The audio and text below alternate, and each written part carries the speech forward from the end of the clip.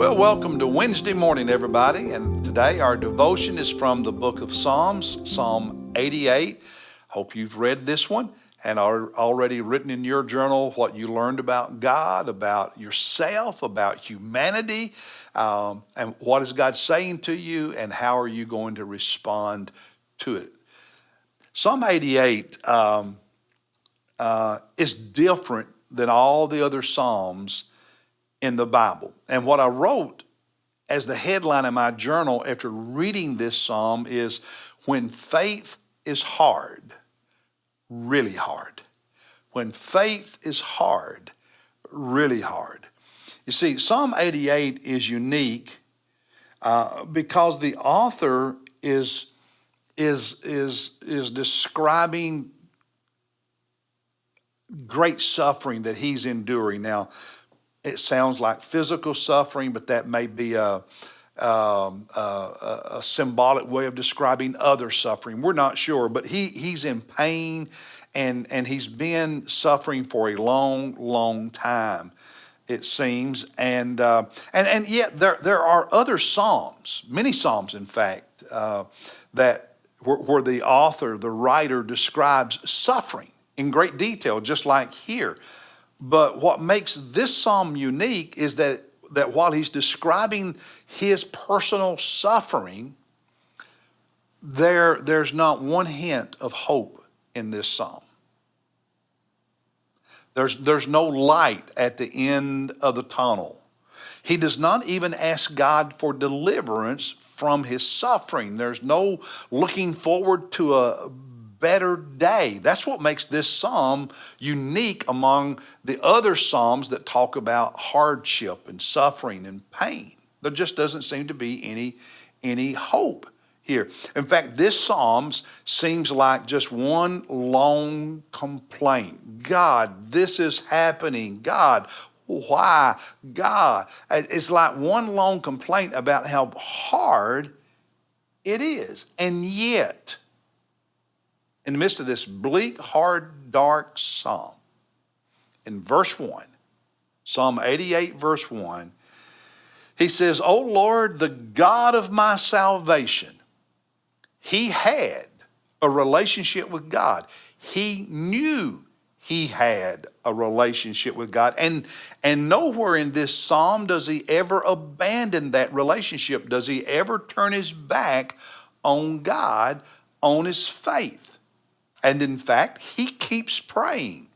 In verse 2, verse 1, after saying, "O Lord, the God of my salvation, I have cried out by day and in the night before you, God. Day and night I pray."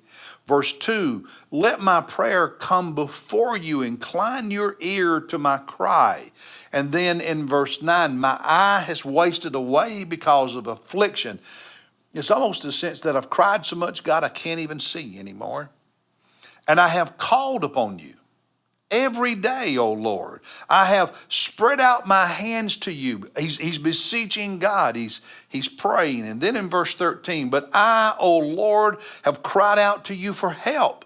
And in the morning my prayer comes before you." So, in the midst of all this darkness and all this suffering, with no glimmer of hope, no looking forward to a better day, not even asking God to deliver him, he says, "I know I have a relationship with you." And he keeps praying, and he never stops praying, and he never walks away from God. He never gives up his faith. How does this bleak, dark psalm help you and me? Well, I think it reminds us of several things. Here's three in particular. It reminds us that all of us, each of us, will have seasons in life that are dark. That each and every one of us, at some point in our journey on earth, will go through seasons of suffering and hardship. And there may be a moment, there may be a long moment, there may be a season when it feels like God is ignoring us. It reminds us of that. Number two, I think it reminds us that some people, like this author, have a very long season of hardship, a very long season of suffering with no end in sight.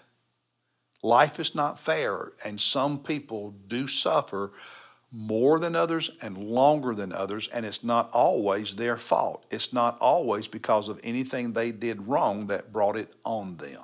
It's just how life in this sinful world with our sinful bodies sometimes happens.